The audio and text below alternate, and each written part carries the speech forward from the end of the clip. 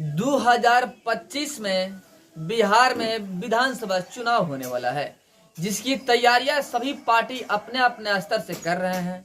अपना चुनाव प्रचार भी कर रहे हैं। दल बदल वाला कार्यक्रम भी चल रहा है।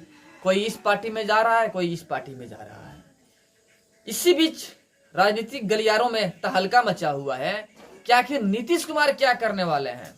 नीतीश कुमार को लेकर के हमेशा डाउट ही रहता है, शक ही रहता है, संदेह ही रहता है। नीतीश कुमार कब क्या कर दे कुछ कहा नहीं जा सकता है। इतिहास में रजिस्टर्ड होगा कि नीतीश कुमार बिहार के ऐसे मुख्यमंत्री हैं कि 9 बार लगातार मुख्यमंत्री का शपथ ग्रहण ले चुके हैं। कभी इंडिया अलायंस के साथ में, कभी बीजेपी के साथ में, लेकिन सत्ता उन्हीं के हाथ में रही। सत्ता में वही रहे, बने रहे। पार्टी टूट दिए, सरकार टूट गया, पुनः गठन भी हुआ और नीतीश कुमार पुनः सरकार में शामिल हो गए, पुनः मुख्यमंत्री बन गए। यह नीतीश कुमार का जलवा है बिहार में। 2025 में चुनाव होने वाला है, विधानसभा चुनाव। सभी पार्टियां तैयारी कर रही है, लेकिन इसमें यह भी हो रहा है कि क्या नीतीश कुमार इंडिया अलायंस में वापस चले जाएंगे।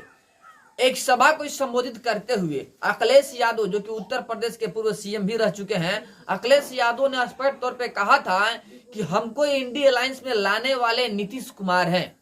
इंडिया अलायंस को तैयार करने वाले नीतीश कुमार हैं। इंडिया अलायंस में जितने भारत के तमाम नेता हैं, विरोधी नेता हैं बीजेपी के, उन सभी को एक करके इंडिया अलायंस में लाने के कार्य किए हैं और खुद इंडिया अलायंस को छोड़ करके वापस बीजेपी में चले गए हैं। अटकलें ये भी आ रही है कि जब वो हम लोगों को इंडिया अलायंस में ला दिए हैं तो वो क्यों नहीं आएंगे। यानी कि 2025 के चुनाव के पूर्व नीतीश कुमार पुनः इंडिया अलायंस में शामिल हो सकते हैं। ऐसा आशंका हो रहा है कि नीतीश कुमार इंडिया अलायंस में शामिल हो जाएंगे।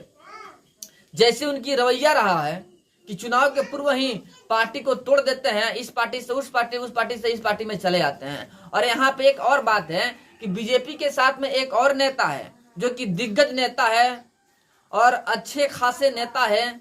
बता दे आपको, चिराग पासवान, वो भी उभरते हुए नेता हैं और मुख्यमंत्री के दावेदार वो भी हैं। अब बीजेपी में यह भी चल रहा है कि आखिर बिहार में मुख्यमंत्री का दावेदार कौन होगा, किसको मुख्यमंत्री का चेहरा बना करके आगे बढ़ा जाए, विधानसभा चुनाव लड़ा जाए 2025 का। यह सोचनीय मुद्दा होगा।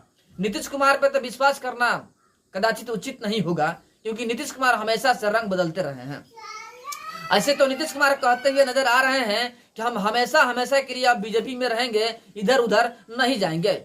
हम किसी के बहकावे में आकर के बीजेपी को छोड़ दिए थे, अब पुनः आ चुके हैं और बीजेपी को छोड़ करके दोबारा कहीं नहीं जाएंगे, ऐसा नीतीश कुमार कहते हुए नजर आ रहे हैं। लेकिन फिर भी शक के दायरे में है। आपको बता दें कि चिराग पासवान भी एक अच्छे खासे नेता है, पढ़े लिखे और एजुकेटेड नेता है। हर एक बात सोच समझ कर बोलते हैं।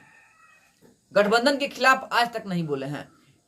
एनडीए गठबंधन में चिराग पासवान है और एनडीए गठबंधन के खिलाफ आज तक कभी नहीं बोले हैं। अगर कभी चुनाव में अलग होकर चुनाव भी लड़े हैं तो अपने आप को मोदी का हनुमान बताते हुए नजर आ रहे हैं चिराग पासवान।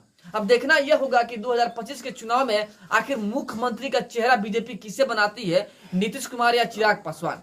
इंडिया अलायंस में तो दिख रहा है कि तेजस्वी यादव मुख्यमंत्री के चेहरे के रूप में आएंगे, लेकिन जो एनडीए गठबंधन है इसमें कौन होगा मुख्यमंत्री का असली दावेदार, किसे बीजेपी आगे करके चुनाव लड़ेगी, यह देखने वाली बात होगी।